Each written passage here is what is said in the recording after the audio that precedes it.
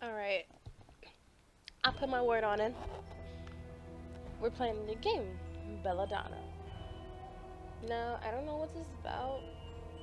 I saw it. It was on sale. I said, might as well.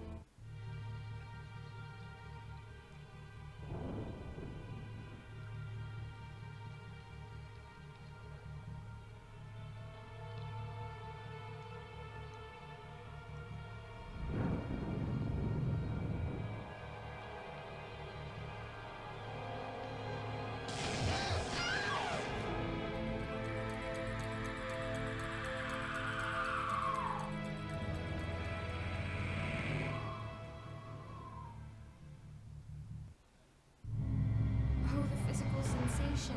Pain? I'm alive? That's odd. I don't feel alive. What's going on? I have no memories of anything before this point in time. My mind is tabula rasa, yet I have a language. I seem to be in some laboratory of sorts. Maybe I can find out what happened if I look around.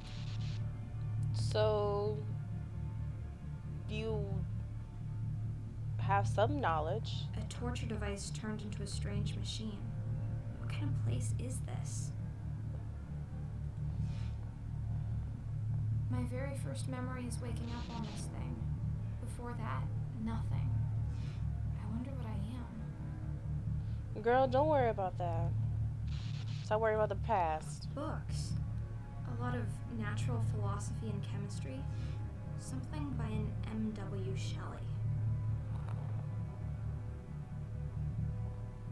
I'm gonna keep that to myself. Now's not the time. There's a handwritten note here. Maybe it can shed some light on my situation.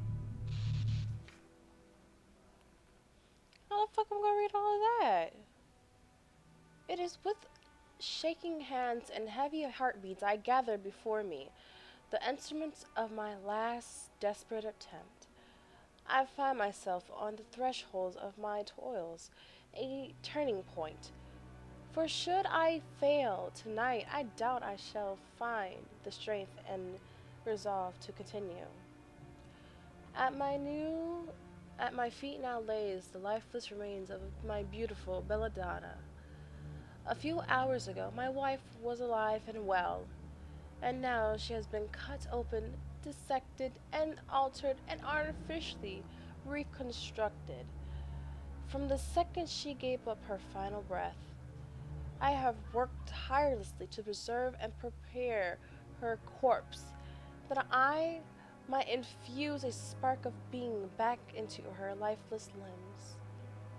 This is the final test of all my research and experimentation the past 5 years. The complete revelation of what the fuck? I can barely see that small as words of a human being, body and soul. The anxiety I feel is agonizing, but I cannot let it hinder me from carrying out what I must do for my own sake and for hers. This procedure must not fail. In my feverish dreams, my wife pierced me as such a lovely creature, so far removed from this creation before me.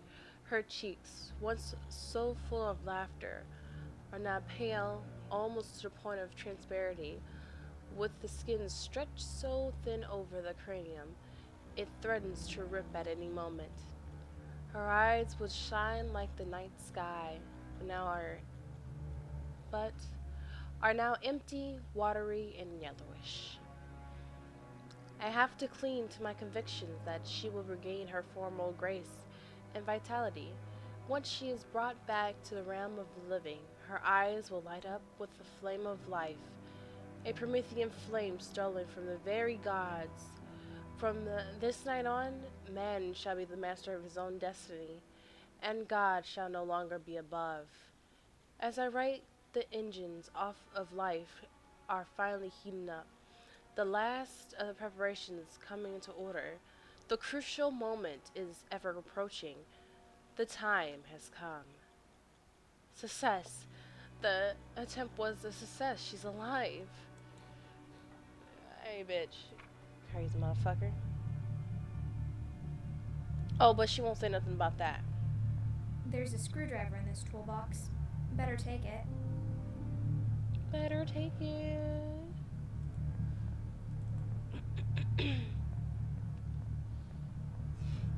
Bitch, I didn't say go over there. This oil looks expensive.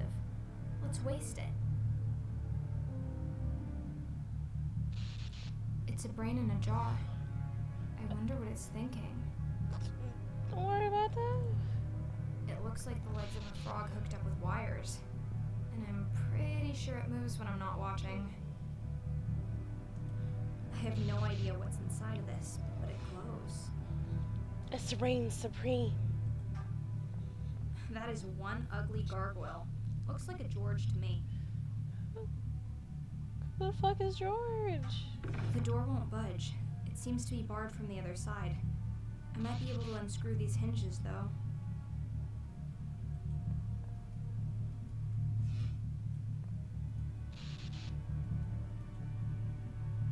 The screws on these hinges are rusty and stuck. I need some lubricant to loosen them up. Shit, I found him away. I smeared some oil on the rusty screws. That should loosen them up. Back then, WD-40. I'm free.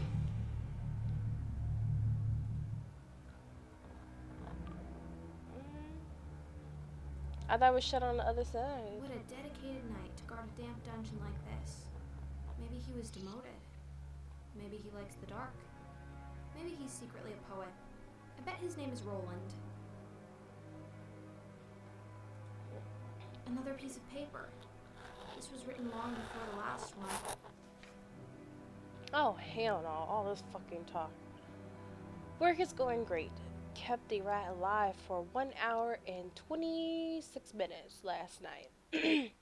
We'll move on to larger mammals within the week. I find my life more and more polarized into two phases. I remember the times when I used to climb up and down the stairs like a squirrel each day, but now I spend most of my time and indeed most of my thoughts down here in my laboratory, only to only to step upstairs at night to sleep. It is warmer upstairs in the living area, but it is boring and understimulating. Down here is where I make progress. Down here is what matters. And I lay awake beside my sleeping wife. I often wish I was down here with my experiments. Belladonna grows increasingly distant. Ever since that fateful night when our baby Lucius gave up his last breath, she has lost all traces of her old self. God knows what she's thinking about as she silently gazes into the empty air or restless pace back and forth into the great hall. I, at least, am working with my grief. I have turned my attention to the science of life and death, and not a day goes by when I do not think of how my son was ultimately taken from me.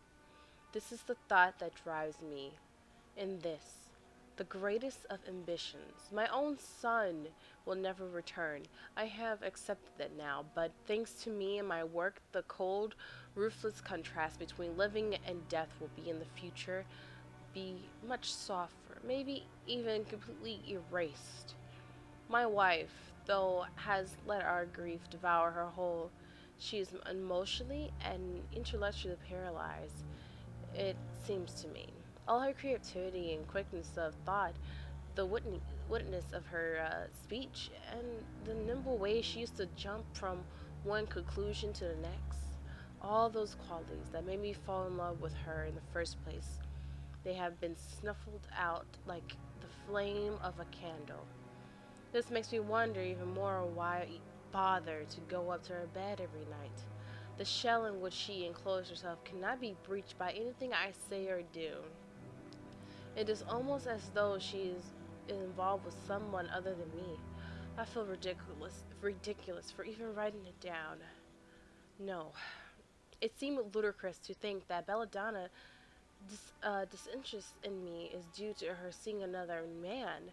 I will not accuse her of that. It's just one of the many strange ideas that seem to appear in my head when I'm down here by myself.